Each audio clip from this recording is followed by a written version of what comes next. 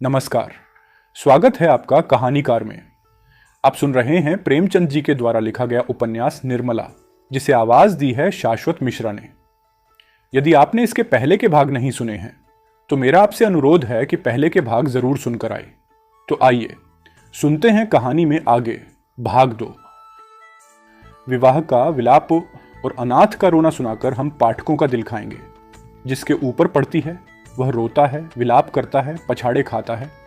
यह कोई नई बात नहीं है, मगर हां, अगर आप चाहें तो कल्याणी की उस घोर मानसिक यातना का अनुमान कर सकते हैं जो उसे इस विचार से हो रही थी कि मैं ही अपने प्राणधारक की घातिका हूं। वे वाक्य जो क्रोध के आवेश में उसके असंयत मुख से निकले थे, वह अब उसके हृदय को बाणों की भांति छेद रहे थे। अगर पति ने उसकी गोद में कराह कराह कर प्राण त्याग दिए होते तो भी उसे संतोष होता कि मैंने उनके प्रति अपने कर्तव्य का पालन किया। शोकाकुल हृदय को इससे ज्यादा सांत्वना और किसी बात से नहीं होती। उसे इस विचार से कितना संतोष होता है कि मेरे स्वामी मुझसे प्रसन्न गए। अंतिम समय तक उनके हृदय में मेरा प्रेम बना रहा। कल्याणी को यह संतोष न था। वह सोचती थी कि हाँ, मेरी 25 वर्ष की तपस्या निष्फल हो गई। मैं अंतिम समय अपने प्राणपति के प्रेम से वंचित रह गई। अगर मैंने उन्हें ऐसे कठोर शब्द न कहे होते तो वे कदापि रात को घर से न जाते। न जाने उनके मन में क्या क्या विचार आए। उनके मनोभावों की कल्पना करके और अपने अपराध को बढ़ा बढ़ाकर वह आठों पहर कुढ़ती रहती थी। जिन बच्चों पर वह प्राण देती थी अब उनकी सूरत से चिढ़ती थी। बस इन्हीं के कारण मुझे अपने स्वामी से रार मोल लेनी पड़ी। यही मेरे शत्रु हैं। जहां आठों पहर कचहरी से लगा रहता था वहां अब खाक उड़ती थी। वह मेला ही उठ गया। जब खिलाने वाला ही न रहा तो खाने वाले कैसे पड़े रहते। धीरे धीरे 1 महीने के अंदर सभी भांजे भतीजे विदा हो गए। जिनका दावा था कि हम पानी की जगह खून बहाने वालों में से हैं, वे तो ऐसा सरपट भागे कि पीछे फिरकर भी न देखा। दुनिया ही दूसरी हो गई। जिन बच्चों को देखकर प्यार करने को जी चाहता था, उनके चेहरे पर अब मक्खियां भिनभिना आती हैं। न जाने वह कांति कहां चली गई। कुछ समय पश्चात जब शोक का आवेग कम हुआ तो निर्मला के विवाह की समस्या उपस्थित हुई। कुछ लोगों की सलाह हुई कि विवाह साल भर रोक दिया जाए, लेकिन कल्याणी ने कहा, इतनी तैयारियों के बाद विवाह को रोक देने से सब किए धरे मिट्टी में मिल जाएंगे और फिर दूसरे साल फिर यही तैयारियां करनी पड़ेंगी जिसकी कोई आशा नहीं। विवाह कर ही देना अच्छा होगा। कुछ लेना देना तो है नहीं। बारातियों की सेवा सत्कार का काफी सामान पहले ही आ चुका है। विलंब करने में हानि ही हानि है। अतः महाशय भालचंद्र को शोक सूचना के साथ यह संदेशा भी भेज दिया गया। कल्याणी ने अपने पत्र में लिखा, सनातन पर दया कीजिए और डूबती हुई नाव को पार लगाइए। स्वामी जी के मन में बड़ी बड़ी कामनाएं थीं, किंतु ईश्वर को तो कुछ और ही मंजूर था। अब तो मेरी लाज आपके हाथ है। कन्या तो आपकी हो चुकी। मैं लोगों की सेवा सत्कार करने को अपना सौभाग्य समझती हूं, लेकिन यदि इसमें कुछ कमी हो, कुछ त्रुटि पड़े तो मेरी दशा का विचार करके क्षमा कीजिएगा। मुझे विश्वास है कि आप इस अनाथा की निंदा न होने देंगे, इत्यादि। कल्याणी ने यह पत्र डाक से न भेजा, बल्कि पुरोहित से कहा, आप स्वयं जाकर यह पत्र दीजिए और मेरी ओर से बहुत विनय के साथ कहिए कि जितने कम आदमी आए उतना ही अच्छा। यहां तो अब आप जानते ही हैं, कोई प्रबंध करने वाला नहीं। पुरोहित मोटेराम यह संदेश लेकर तीसरे दिन लखनऊ जा पहुंचे। संध्या का समय था। बाबू भालचंद्र दीवान खाने के सामने आराम कुर्सी पर नंग ढड़ंग लेटे हुए हुक्का पी रहे थे। बहुत ही स्थूल, ऊंचे कद के आदमी थे। ऐसा मालूम होता था कि काला देव है या कोई हबशी अफ्रीका से पकड़ कर आया है। सिर से पैर तक एक ही रंग था, काला। चेहरा इतना स्याह था कि मालूम ना होता था कि माथे का अंत कहां है और सिर का आरंभ कहां। बस कोयले की एक सजीव मूर्ति थी। 2 आदमी खड़े पंखा झल रहे थे। उस पर भी पसीने का तार बंधा हुआ था। आप आबकारी विभाग में एक ऊंचे ओहदे पर थे। हजारों वेतन मिलता था। ठेकेदारों से खूब रिश्वत लेते थे। ठेकेदार शराब के नाम पानी बेचें, 24 घंटे दुकान खोली रखें। आपको केवल खुश रखना काफी ही था। सारा कानून आपकी खुशी थी। इतनी भयंकर मूर्ति थी कि चांदनी रात में लोग उन्हें देखकर सहसा चौंक पड़ते थे। बालक और स्त्रियां ही नहीं, पुरुष तक सहम जाते थे। अब यहां चांदनी रात इसीलिए कहा गया कि अंधेरी रात में तो कोई देख ही ना सकता था। श्यामलता अंधकार में विलीन हो जाती थी। केवल आंखों का रंग लाल था। जैसे पक्का मुसलमान 5 बार नमाज पढ़ता है, वैसे ही आप भी 5 बार शराब पीते थे। मुफ्त की शराब तो काजी को हलाल है, फिर आप तो शराब के ही अवतार थे। जितने चाहे पिए, कोई हाथ पकड़ने वाला न था। जब प्यास लगती तो शराब पी लेते। जैसे कुछ रंगों में परस्पर सहानुभूति है, उसी तरह कुछ रंगों में परस्पर विरोध है। लालिमा के संयोग से कालिमा और भी भयंकर हो जाती है। बाबू साहब ने पंडित जी को देखते ही कुर्सी से उठकर कहा, अच्छा आप हैं, आइए आइए आइए। अरे भैया हमारे तो धन्य। अरे कोई है? अरे कहाँ गए सबके सब? झगड़ू, गुड्डू, छड़ी, अरे भवानी, राम गुलाम, कोई है? अरे क्या सबके सब मर गए क्या? अरे चलो, राम गुलाम, भवानी, छोड़ी, गर्दन, कहाँ हो? झगड़ू, कोई नहीं बोलता? सबके सब मर गए। दर्जन भर आदमी थे, पर मौके पर एक भी सूरत नजर ना आती। न जाने सब कहाँ गायब हो जाते हैं। आपके वास्ते कुर्सी लाओ। बाबू साहब ने इन 5 के नाम कई बार दोहराए, लेकिन यह ना हुआ कि पंखा झलने वाले दोनों आदमियों में से किसी एक को कुर्सी लाने को भेज दे। 3-4 मिनट के बाद एक काना आदमी खसकता हुआ आकर बोला, सरकार इतनी नौकरी हमार के ना हुई, कहाँ तक उधार बांट ले ले, खाई मांगत फिरी हुई है। भालचंद्र, अरे बकवास मत कर ला। जब कोई काम करने को कहा गया तो रोने लगता है। कहिए पंडित जी, वहां सब कुशल तो है? मोटे राम, क्या कुशल कहूं बाबूजी, अब कुशल कहाँ, सारा घर मिट्टी में मिल गया। इतने में कहार ने एक टूटा हुआ चीड़ का संदूक लाकर रख दिया और बोला, बाबू साहब कुर्सी मेज हमारे उठाए नहीं उठती। पंडित जी शर्माते हुए डरते डरते उस पर बैठे कि कहीं टूट न जाए, और कल्याणी का पत्र बाबू साहब के हाथ में रख दिया। भालचंद्र, अब और कैसे मिट्टी में मिलेगा भैया, इससे बड़ी और कौन विपत्ति पड़ेगी। बाबू उदय भानुलाल से मेरी पुरानी दोस्ती थी। अरे आदमी नहीं, वह तो हीरा था। क्या दिल था, क्या हिम्मत थी। फिर आंखें पोंछकर, मेरा तो जैसे दाहिना हाथ ही कट गया। विश्वास मानिए, जब से खबर सुनी है आंखों में अंधेरा सा छा गया है। खाने बैठता हूं तो कौर मुंह में नहीं जाता। उनकी सूरत आंखों के सामने खड़ी रहती है, बस मुंह झूठा करके उठ जाता हूं। किसी काम में दिल नहीं लगता। सच बात बताऊं पंडित जी, भाई के मरने का रंज भी इससे कम ही होता है। अरे आदमी नहीं, हीरा था, हीरा। मोटेराम, वही तो सरकार, नगर में तो अब ऐसा कोई रईस ही नहीं रहा। भालचंद्र, अरे मैं खूब जानता हूं पंडित जी, आप मुझसे क्या कहते हैं। अरे ऐसा आदमी लाख तो लाख में एक होता है। जितना मैं उनको जानता था उतना कोई दूसरा नहीं जान सकता। अरे 2-3 बार ही मुलाकात में उनका भक्त हो गया। भाई मैं तो जब तक जिंदा हूं याद रखूंगा। मोटेराम, आप समधिन साहब से कह दीजिएगा, मुझे दिल्ली रंज है। मोटेराम, आपसे ऐसी ही आशा थी। आप जैसे सज्जनों के दर्शन दुर्लभ हैं। भाई साहब, नहीं तो आज कौन बिना दहेज के पुत्र का विवाह करता है। भालचंद्र, अरे महाराज, दहेज की बातचीत ऐसे सत्यवादी पुरुषों से नहीं की जाती। उनसे संबंध हो जाना ही लाख रुपए के बराबर है। भाई मैं तो इसी को अपना अहोभाग्य समझता हूं। हाँ, कितनी उदार आत्मा थी, रुपए को तो उन्होंने कुछ समझा ही नहीं।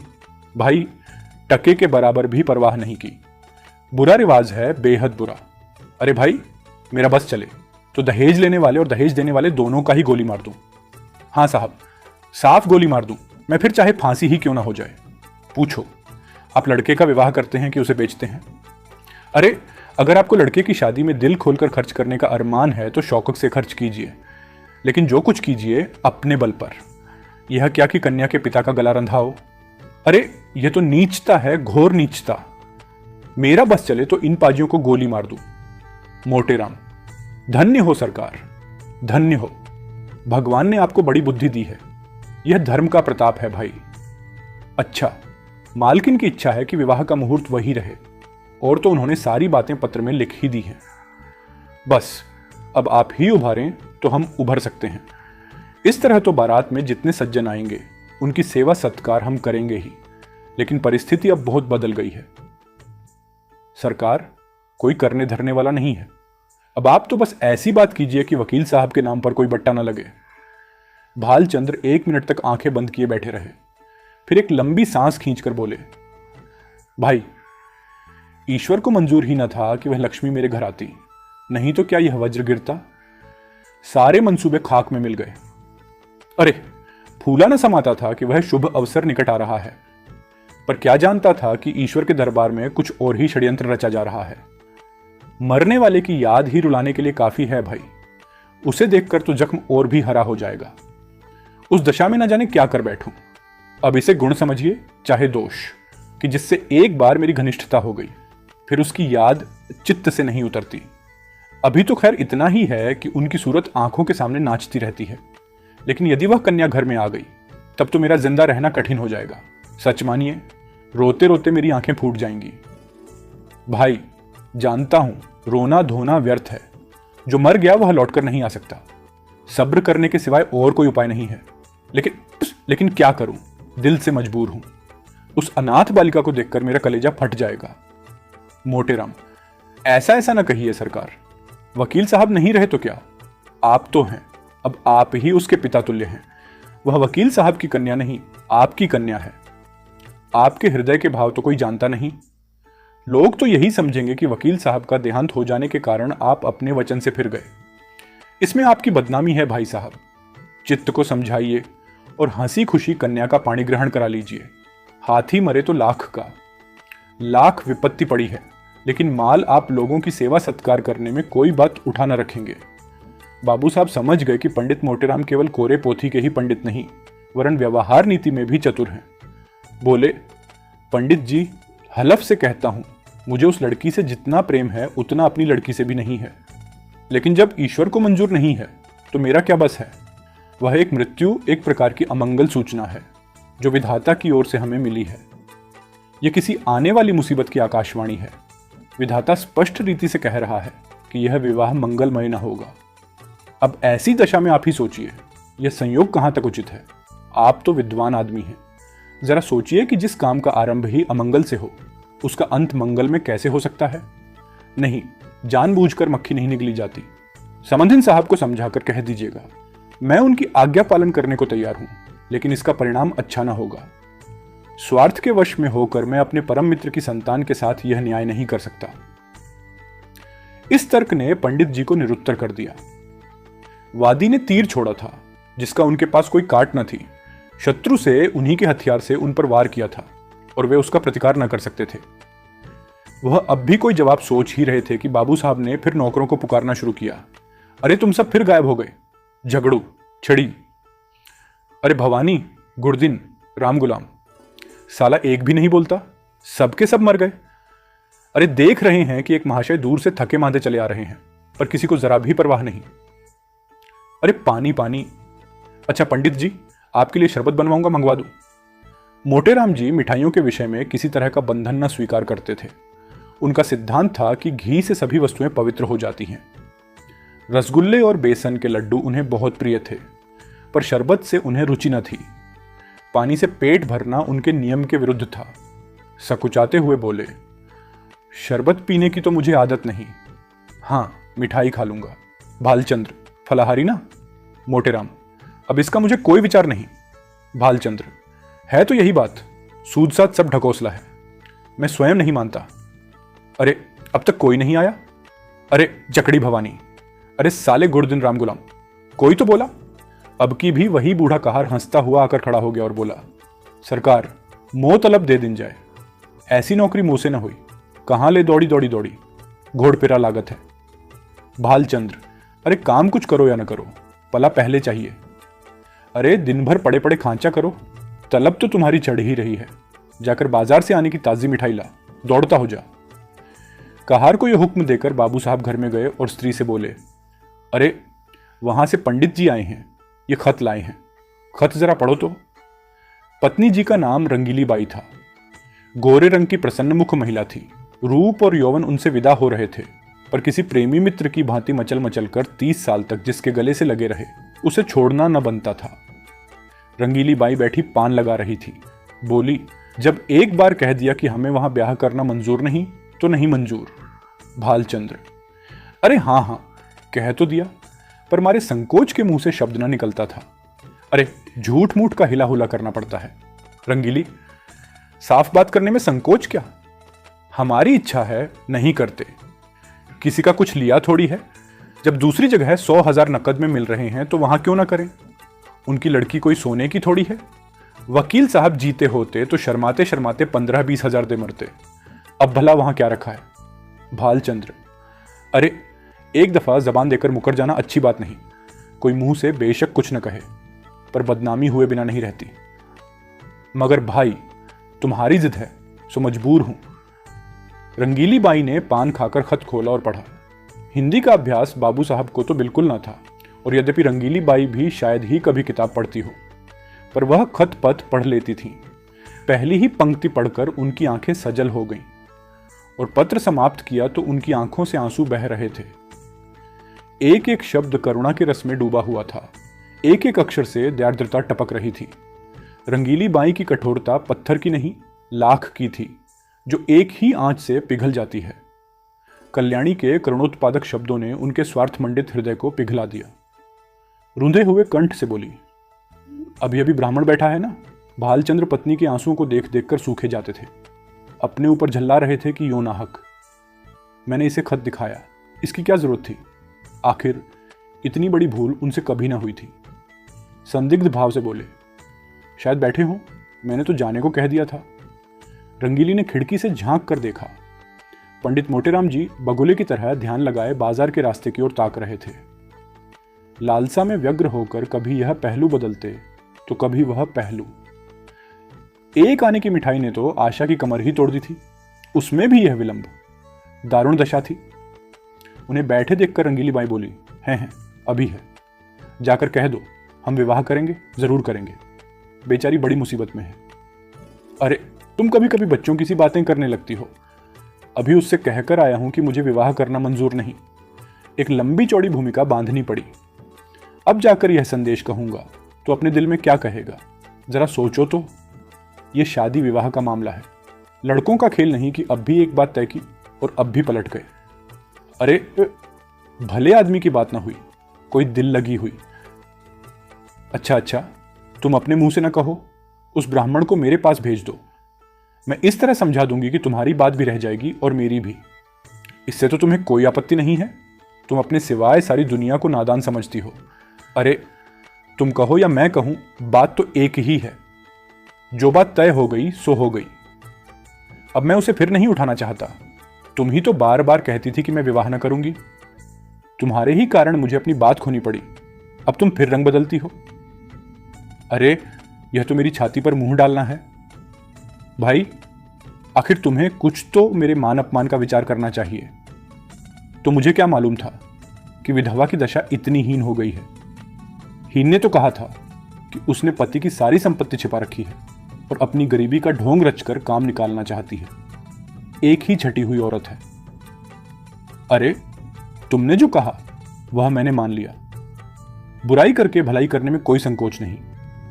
अगर तुम हां कराते और मैं नहीं करने को कहती तो तुम्हारा संकोच उचित था।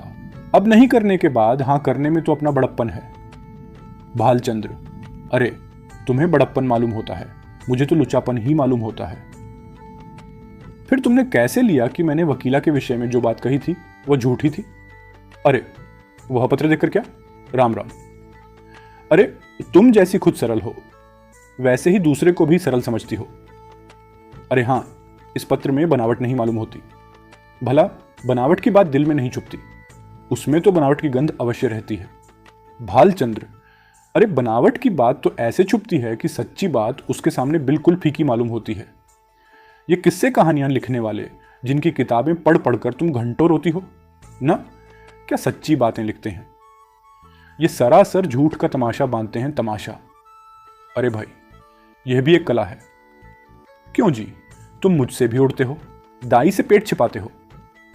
अरे, मैं तुम्हारी बातें मान जाती हूं तो तुम समझते हो कि इसे चकमा दिया, मगर मैं तुम्हारी एक एक नस पहचानती हूं। अरे, तुम अपना ऐब मेरे सिर मड़कर खुद बेदाग बसना चाहते हो। बोलो, कुछ झूठ कहती हूं? जब वकील साहब जीते थे तो तुमने सोचा था कि ठहराव की जरूरत ही क्या है, वे खुद ही जितना उचित समझेंगे देंगे, बल्कि बिना ठहराव के और भी ज्यादा मिलने की आशा होगी। अब जो वकील साहब का देहांत हो गया तो तरह तरह के होले हवाले करने लगे। अरे, ये भलमनसी नहीं, छोटापन है। इसका इल्जाम भी तुम्हारे सिर है। मैं अब शादी ब्याह के नगी न जाऊंगी। तुम्हारी जैसी इच्छा हो करो। मैं कह देती हूं, देखो आदमी, मुझे चिढ़ है। जो बात करो सफाई से करो, बुरा हो या अच्छा। हाथी के दांत खाने के और दिखाने के और वाली नीति पर चलना तुम्हें शोभा नहीं देता। बोलो, अब भी वहां शादी करते हो या नहीं? भालचंद्र, अरे जब मैं बेईमान, दगाबाज और झूठा ठहरा तो मुझसे पूछना ही क्या? मगर खूब पहचानती हो आदमियों को। क्या कहना है तुम्हारी सूझबूझ का? बलैया ले ले भाई। हो बड़े हयाद, अब भी नहीं शर्माते? ईमान से कहो, मैंने बात ताड़ ली कि नहीं? भालचंद्र, अजी जाओ। वह दूसरी औरतें होती हैं जो मर्दों को पहचानती हैं। अब तक तो मैं ये समझता था कि औरतों की दृष्टि बड़ी सूक्ष्म होती है, पर आज यह विश्वास उठ गया। भैया, महात्माओं ने औरतों के विषय में जो जो तत्व की बातें कही हैं उनको मानना पड़ा। अरे जरा आईने में अपनी सूरत तो देखाओ, तुम्हें मेरी कसम है, जरा देख लो कितने झेंपे हुए हो। भालचंद्र, सच कहना, कितना झेंपा हुआ हूं? इतना ही जितना कोई भल मांस चोरी खुल जाने पर झेंपता है। मैं झेंपा हूं सही, पर शादी बहाना होगी मेरी बला से। जहां चाहे वहां करो। क्यों भुवन से एक बार क्यों नहीं पूछ लेते? भालचंद्र, अच्छी बात है तो उसी पर फैसला रहा। अच्छा, जरा भी इशारा न करना। अजी, मैं उसकी तरफ ताकूंगी भी नहीं। संयोग से ठीक इसी वक्त भुवन मोहन भी आ पहुंचा। ऐसे सुंदर, सुडौल, बलिष्ठ युवक कॉलेज में बहुत कम देखने में आते हैं। बिल्कुल मां को पड़ा था। वही गोरा चिट्टा रंग, वही पतले पतले गुलाब की पत्ती से होंठ, वही चौड़ा माथा, वही बड़ी बड़ी आंखें। बस डील डोल बाप का सा था। ऊंचा coat, breech, tie, boot, hat उस पर खूब फब रहे थे। हाथ में एक हॉकी स्टिक थी। चाल में जवानी का गुरूर था और आंखों में आत्मगौरव। रंगीली ने कहा, आज बड़ी देर लगाई तुमने। ये देखो, तुम्हारी ससुराल से एक खत आया है। तुम्हारी सास ने लिखा है, साफ साफ बतला दो, अभी सवेरा है, तुम्हें वहां शादी करना मंजूर है या नहीं? शादी करने तो चाहिए अम्मा, पर मैं करूंगा नहीं। क्यों? भुवन मोहन, कहीं ऐसी जगह शादी करवाइए कि खूब रुपए मिले, और न सही तो 1 लाख का तो डोल हो। वहां अब क्या रखा है? वकील साहब रहे नहीं, बुढ़िया के पास अब क्या होगा? रंगीली, अरे तुम्हें ऐसी बातें मुंह से निकालते शर्म नहीं आती? भुवन मोहन, इसमें शर्म की कौन सी बात है मां? अब रुपए किसे काटते हैं? 1 लाख रुपए तो लाख जन्म में भी जमा कर पाऊंगा। इस साल पास हो गया तो कम से कम 5 साल तक रुपए से सूरत नजर ना आएगी।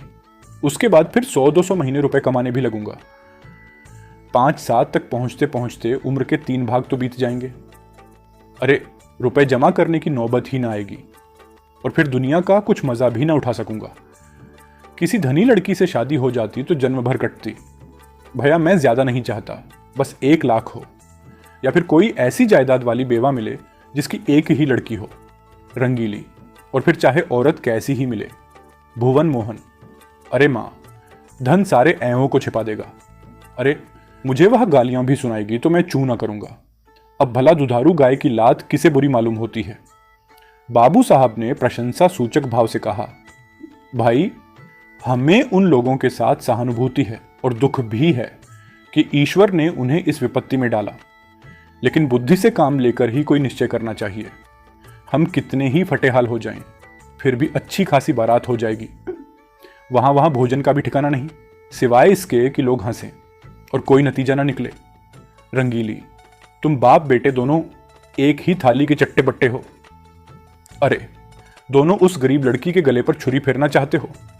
मोटे राम जी कुछ देर तक तो कहार की राह देखते रहे, मगर जब उसके आने में बहुत देर हुई तो उनसे बैठा न गया।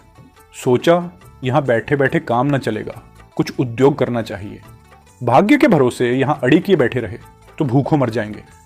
यहां तो तुम्हारी दाल नहीं गलने की। चुपके से लकड़ी उठाई और जिधर वह कहार गया था उसी तरफ चले।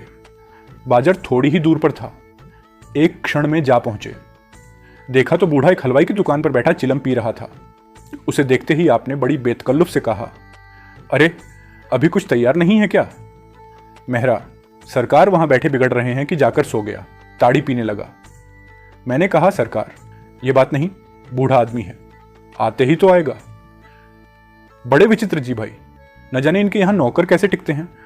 कहार, मुझे छोड़कर आज तक कोई दूसरा टिका नहीं और न टिकेगा। साल भर से तलब नहीं मिली। सरकार किसी को तलब नहीं देते। जहां किसी ने तलब मांगी और लगे डांटने, बेचारा नौकरी छोड़कर भाग जाता है। दोनों आदमी जो पंखा झल रहे थे सरकारी नौकर हैं। सरकार से तो अर्दली मिले हैं, नहीं तो इसी से पड़े हुए हैं। मैं भी सोचता हूँ, जैसा तेरा ताना बाना वैसी मेरी भरनी। कई साल कट गए हैं, साल 2 साल, और इसी तरह कट जाएंगे। मोटे राम, तो तुम ही अकेले हो। नाम तो कई कहारों के लेते हैं। कहार, अरे वे सब इन 2-3 महीनों के अंदर आए और छोड़ छोड़ कर चले गए। ये अपना रब जमाने को अभी तक उनका नाम जपा करते हैं। अच्छा, कहीं नौकरी दिलाइए चलूं। भुवन मोहन, अब जो गरीब है उसे गरीबों के यहाँ संबंध करना चाहिए। अपनी हैसियत से बढ़कर आया है, वहां से हैसियत लेकर। अरे तुम कहाँ के धन्ना सेठ हो? कोई आदमी द्वार पर आ जाए तो एक लोटा पानी को तरस जाए, बड़े हैसियत वाले बने हो। यह कहकर रंगीली वहां से उठकर रसोई का प्रबंध करने चली गई। भुवन मोहन मुस्कुराता हुआ अपने कमरे में चला गया और बाबू साहब मूंछों पर ताव देते हुए बाहर आए कि मोटे राम को अंतिम निश्चय सुना दें, पर उनका तो कहीं पता न था। मोटे राम जी कुछ देर तक तो कहार की राह देखते रहे, मगर जब उसके आने में बहुत देर हुई तो उनसे बैठा न गया। सोचा, यहां बैठे बैठे काम न चलेगा, कुछ उद्योग करना चाहिए। भाग्य के भरोसे यहां अड़ी किए बैठे रहे तो भूखों मर जाएंगे। यहां तो तुम्हारी दाल नहीं गलने की। चुपके से लकड़ी उठाई और जिधर वह कहार गया था उसी तरफ चले। बाजार थोड़ी ही दूर पर था। एक क्षण में जा पहुंचे। देखा तो बूढ़ा एक हलवाई की दुकान पर बैठा चिलम पी रहा था। उसे देखते ही आपने बड़ी बेतकल्लुफ से कहा, अरे अभी कुछ तैयार नहीं है क्या? मेहरा, सरकार वहां बैठे बिगड़ रहे हैं कि जाकर सो गया। ताड़ी पीने लगा। मैंने कहा, सरकार यह बात नहीं, बूढ़ा आदमी है, आते ही तो आएगा। बड़े विचित्र जी भाई, न जाने इनके यहां नौकर कैसे टिकते हैं। कहार, मुझे छोड़कर आज तक कोई दूसरा टिका नहीं और न टिकेगा। साल भर से तलब नहीं मिली। सरकार किसी को तलब नहीं देते। जहां किसी ने तलब मांगी और लगे डांटने, बेचारा नौकरी छोड़कर भाग जाता है। दोनों आदमी जो पंखा झल रहे थे सरकारी नौकर हैं। सरकार से तो अर्दली मिले हैं, नहीं तो इसी से पड़े हुए हैं। मैं भी सोचता हूं, जैसा तेरा ताना बाना वैसी मेरी भरनी। कई साल कट गए हैं, साल 2 साल, और इसी तरह कट जाएंगे। मोटे राम, तो तुम ही अकेले हो। नाम तो कई कहारों के लेते हैं। कहार, अरे वे सब इन 2-3 महीनों के अंदर आए और छोड़ छोड़ कर चले गए। ये अपना रब जमाने को अभी तक उनका नाम जपा करते हैं। अच्छा, कहीं नौकरी दिलाइए चलूं। मोटे राम, अजी इसमें बहुत नौकरी है। कहार तो आजकल ढूंढे नहीं मिलते। तुम तो पुराने आदमी हो भाई, तुम्हारे लिए नौकरी की क्या कमी है? यहां कोई ताजी चीज है? मुझसे कहने लगे कि खिचड़ी बनाएगा या बाटी लगाएगा। मैंने कह दिया, सरकार बूढ़ा आदमी है, रात को उसे मेरा भोजन बनाने में कष्ट होगा। मैं कुछ बाजार से ही खा लूंगा, इसकी आप चिंता ना करें। तो बोले कि अच्छी बात है। कहार, आपको दुकान पर मिलेगा। बोलो शाह जी, कुछ तरमाल तैयार है क्या? लड्डू तो ताजे मालूम होते हैं भाई। अच्छा, तोल दो 1 सेर भर, आ जाऊं वही ऊपर ना। यह कहकर मोटे राम जी हलवाई की दुकान पर जा बैठे और तरमाल चखने लगे। खूब चक्कर खाया, 2.5-3 सेर चट कर गए। खाते जाते थे और हलवाई की तारीफ करते जाते थे। शाह जी, तुम्हारी दुकान का जैसा नाम सुना था वैसा ही माल भी पाया। भाई, बनारस वाले ऐसे रसगुल्ले नहीं बना पाते, कलाकंद अच्छी नहीं बनाते यार। पर तुम्हारी उनसे बुरी नहीं भाई, माल डालने से अच्छी चीज नहीं बन जाती, उसके लिए तो विद्या चाहिए। हलवाई, कुछ कुछ और लीजिए महाराज, थोड़ी सी रबड़ी मेरी तरफ से लीजिए। मोटे राम, इच्छा तो नहीं है लेकिन दे दो, पाव पाव भर। क्या लीजिएगा? चीज अच्छी है, अब आज सेर तो लीजिए। खूब इच्छापूर्ण भोजन करके पंडित जी ने थोड़ी देर तक बाजार की सैर की और 9 बजते बजते मकान पर आए। यहां सन्नाटा सा छाया हुआ था। एक लालटेन जल रही थी। अपने चबूतरे पर बिस्तर जमाया और सो गए। सवेरे अपने नियमानुसार कोई 8 बजे उठे तो देखा कि बाबू साहब टहल रहे हैं। उन्हें जगह देखकर वह पाला गण कर बोले, अरे महाराज, आज रात कहां चले गए? मैं बड़ी रात तक आपकी राह देखता रहा। भाई, भोजन का सब सामान बड़ी देर तक रखा रहा। जब आप न आए तो रखवा दिया गया। आपने कुछ भोजन किया था या नहीं? मोटे राम, हाँ, हलवाई की दुकान में कुछ खाया था। भालचंद्र, अजी पूरी मिठाई में आनंद कहाँ, जो बाटी और दाल में है। 10-12 आने खर्च हो गए होंगे, फिर भी पेट न भरा होगा। आप मेरे मेहमान हैं, जितने पैसे लगे हों ले जाइएगा। मोटे राम, आप ही के हलवाई की दुकान पर खाया था, वह जो नुक्कड़ पर बैठता है। अच्छा, तो कितने पैसे देने पड़े? अरे वह आपके हिसाब में लिखा दिए हैं। अच्छा, जितनी मिठाइयाँ ली हों मुझे बता दीजिएगा, नहीं तो पीछे से साले बेईमानी करने लगते हैं। एक एक ठग है। यही कोई 2.5 सेर मिठाई थी और रबड़ी। बाबू साहब ने विस्फोट जी को देखा, मानो कोई अचंभे की बात सुनी हो। 3 सेर तो कभी यहां महीने भर का टोटला भी ना होता था, और ये महाशय एक ही बार में कोई 4 रुपए का माल उड़ा गए। अगर एक आध दिन और रह गए तो बधिया बैठ जाएगी। ठह, ये शैतान की कब्र। 3 सेर? अरे कुछ ठिकाना है? उद्विग्न दशा में दौड़े हुए अंदर गए और रंगीली से बोले, अरे कुछ सुनती हो? ये महाशय कल 3 सेर मिठाई उड़ा गए। 3 सेर? वह भी पक्की तोल? रंगीली बाई ने विस्मित होकर कहा, अजी नहीं, 3 सेर? भला क्या खा जाएगा? अरे आदमी है या बैल? अरे 3 सेर तो अपने मुंह से कह रहा है। 4 सेर से कम ना होगा, पक्की तौल। अरे पेट में सनीचर है क्या? अरे आज और रह गया तो 6 सेर पर हाथ फेरेगा। अरे तो आज रहे हैं क्यों? जो जवाब देना हो दो और देकर विदा करो। अगर रहे तो साफ साफ कह देना कि हमारे यहां मिठाई मुफ्त नहीं आती। खिचड़ी बनाना हो बनाए, नहीं तो अपनी राह ले। जिन्हें ऐसे पेट को खिलाने से मुक्ति मिलती हो वे खिलाएं। भैया हमें ऐसी मुक्ति ना चाहिए। मगर पंडित जी विदा होने को तैयार बैठे थे, इसलिए बाबू साहब को कौशल से काम लेने की जरूरत न पड़ी। क्या तैयारी कर दी महाराज? हाँ सरकार, अब चलूंगा। 9 बजे की गाड़ी मिलेगी ना? अरे भला आज तो और रहिए। यह कहते कहते बाबूजी को भय भी हुआ कि कहीं यह महाराज सचमुच न रह जाए, इसलिए वाक्य को यूं पूरा किया, हाँ वहां भी लोग आपका इंतजार कर रहे होंगे। मोटे राम, 1-2 दिन की तो कोई बात न थी, और विचार भी यही था कि त्रिवेणी का स्नान करूंगा। पर बुरा ना मानिए तो कहूं, आप लोगों में ब्राह्मणों के प्रति लेश मात्र भी श्रद्धा नहीं है। भाई हमारे यजमान हैं जो हमारा मुंह जोते रहते हैं कि पंडित जी कोई आज्ञा दें तो उसका पालन करें। हम उनके द्वार पहुंच जाते हैं तो अपना धन्य भाग समझते हैं, और सारा घर छोटे से बड़े तक हमारी सेवा सत्कार में मग्न हो जाते हैं। अब जहां अपना आदर नहीं वहां एक क्षण भी ठहरना असहाय है। जहां ब्राह्मण का आदर नहीं वहां कल्याण नहीं हो सकता। महाराज हमसे तो ऐसा अपराध नहीं हुआ। मोटे राम, अपराध नहीं हुआ? अरे और अपराध कहते किसे हैं भाई? अभी आप ही ने घर में जाकर कहा कि यह महाशय 3 सेर मिठाई चटकर गई, पक्की तौल। अरे आपने अभी खाने वाले देखे कहां? एक बार खिलाइए तो आंखें खुल जाएं। ऐसे ऐसे महान पुरुष पड़े हैं जो पसेरी भर भी मिठाई खा जाए और डकार तक न ले। एक एक मिठाई खाने के लिए हमारी चिरौरी की जाती है, रुपए दिए जाते हैं। हम भिक्षुक ब्राह्मण नहीं हैं जो आपके द्वार पर पड़े रहें।